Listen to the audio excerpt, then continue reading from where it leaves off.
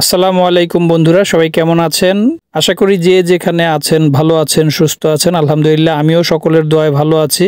মামা মোটো ব্লগের পক্ষ থেকে আজ নতুন আরেকটি ব্লগ নিয়ে হাজির হয়ে গেলাম। আমি জাকির শিকদার আছি আপনাদের সাথে। আপনারা দেখতে পাচ্ছেন বৃষ্টি হচ্ছে, আল্লাহর রহমতের বৃষ্টি হচ্ছে এবং আমার মনে হয় বৃষ্টির প্রয়োজন ছিল। জানি না আসলে কোন কোন এলাকাতে বৃষ্টি হয়েছে এবং আজকের ভিডিওটি কে কোথা থেকে দেখবেন অবশ্যই কমেন্ট করে জানাবেন। আজকে এই মুহূর্তে আপনাদের ওখানে কার কার এলাকাতে বৃষ্টি হচ্ছে এবং কার কার এলাকাতে বৃষ্টি হচ্ছে না।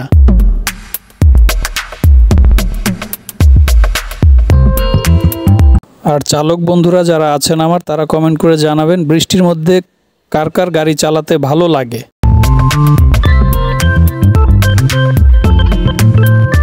চালক বন্ধুরা, বৃষ্টির সময় গাড়ি চালাতে যার যেমনই লাগুক না কেন, তবে বৃষ্টির সময় গাড়ি চালানো কিন্তু একটা রিস্কের ব্যাপার আছে। এটা অনেকেই জানেন, হয়তো অনেকেই জানেন না, নতুন আছেন যারা।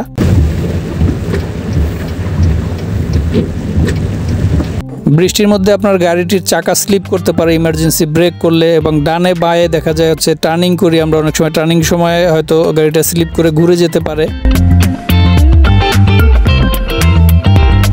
হাইওয়েতে, বিশেষ করে হাইওয়েতে যারা গাড়ি চালান, ড্রাইভিং করেন এই বৃষ্টির সময়, তো রাস্তা ভেজা থাকে।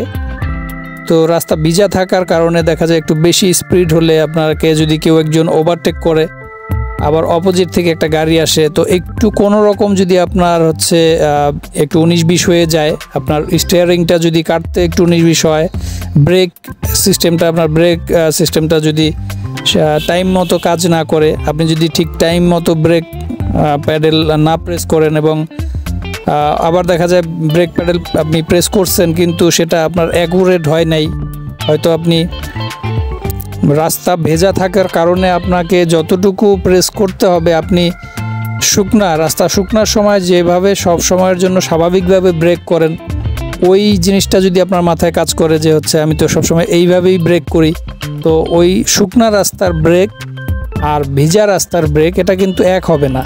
এখানে একটা হিসেবের ব্যাপার আছে। ব্রেক প্যাডেলটা যখন আপনি চাপবেন হাইওয়েতে, বিশেষ করে ভিজা রাস্তায় বৃষ্টির সময়, তো সেই শুকনা রাস্তার হিসেব করে আপনি ব্রেক করলে কিন্তু হবে না। তো এটা যারা আসলে অভ্যস্ত হাইওয়েতে গাড়ি চালান তারাও জানেন বা বোঝেন।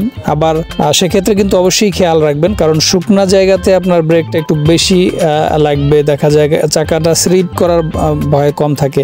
আর ভিজা রাস্তায় কিন্তু আপনার হালকা ব্রেক করলেও দেখা যায় রাস্তা ভেজা থাকার কারণে আপনার গাড়ির চাকাটি স্লিপ করতে পারে। আবার দেখা যায় অনেক সময় এক চাকা ব্রেক কম ধরে আর এক চাকায় বেশি ধরে, তো সেই ক্ষেত্রে কিন্তু গাড়ির ব্যালেন্সিংটা হবে না ঠিকঠাক মতো আপনার ব্রেকের সময়।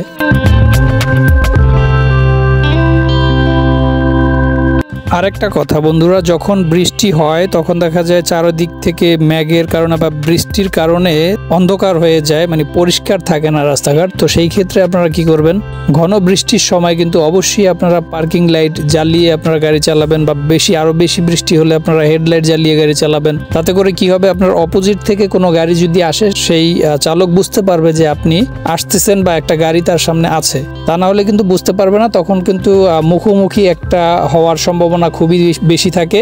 এবং আপনার পেছন থেকে এসে দেখা যায়, আপনার যদি পিছনে ব্যাকলাইট না জ্বলে, সেক্ষেত্রে দেখা যায় আপনি ইমার্জেন্সি ব্রেক করলেন, আপনাকে পিছন থেকে এসে কোনো গাড়ি মেরে দিতে পারে, আপনার গাড়ির সাথে লাগতে পারে। তো এই বিষয়গুলো অবশ্যই কিন্তু খেয়াল করতে হবে। এগুলো যারা অভিজ্ঞ চালক আছে তারা অবশ্যই জানে। আর বিশেষ করে আমার চ্যানেলে নতুন যারা আছে, নতুনদের জন্যই আসলে আমি বেশিরভাগ কাজ করে থাকি। তো যারা দক্ষ চালক আছে তারা তো অবশ্য জানে, বোঝে এই বিষয়গুলো। মূলত আমি বলছি বন্ধুরা, যারা একেবারে নতুন আছেন বা যারা ড্রাইভিং শিখতে চাচ্ছেন, অথবা ড্রাইভিং কোর্স করতেছেন, অথবা আপনি কিছুদিন হয় ড্রাইভিং শিখেছেন, তাদের সকলের জন্য আমার এই মেসেজগুলো দেয়া থাকে। তো বন্ধুরা, এখনও কিন্তু আমি বৃষ্টির মধ্যে গাড়ি চালাচ্ছি। আজকের ভিডিওটি আর বড় করছি না। আমি আরেকটি উদ্যোগ নিতে চাচ্ছি, এই চ্যানেলে পেশাদার গাড়ি চালক যারা আছে আমি তাদেরও ইন্টারভিউ নেওয়ার চেষ্টা করব। আপনারা যদি সেগুলো জানতে চান, দেখতে চান, এবং আমার চ্যানেলে যদি চালক বন্ধুরা কেউ থেকে থাকেন, পেশাদার চালক যদি কেউ থেকে থাকেন, তাহলে কিন্তু অবশ্যই একটু কমেন্ট করে জানাবেন। আমি নতুন একটা উদ্যোগ নিতে চাচ্ছি, সেটা হচ্ছে আমি পেশাদার চালক যারা আছে তাদের ইন্টারভিউ নিব, তাদের চাকুরি জীবনের গল্প শুনবো, গল্পগুলো আপনাদের সাথে শেয়ার করার চেষ্টা করব। আর যদি আপনাদের মধ্যে থেকে কেউ থেকে থাকেন চালক বন্ধু, পেশাদার গাড়ি চালক, এবং আপনি আপনার ড্রাইভিং জীবনের গল্প তুলে ধরতে চান, তাহলে আমাকে একটু কমেন্ট করে জানাবেন। শুধুমাত্র উত্তরাতে যারা আছেন তাদের কন্ট্যাক্ট নাম্বার দিয়ে দিবেন। বন্ধুরা, কেমন লাগলো আজকের ভিডিওটি ভালো লাগলে অবশ্যই একটি লাইক করে দিবেন, নাইস ভিডিও লিখে কমেন্ট করে দিবেন। আজ এ পর্যন্তই বিদায় নিচ্ছি, দেখা হচ্ছে নেক্সট ভিডিওতে। সে পর্যন্ত সবাই ভালো থাকুন, সুস্থ থাকুন। আসসালামু আলাইকুম।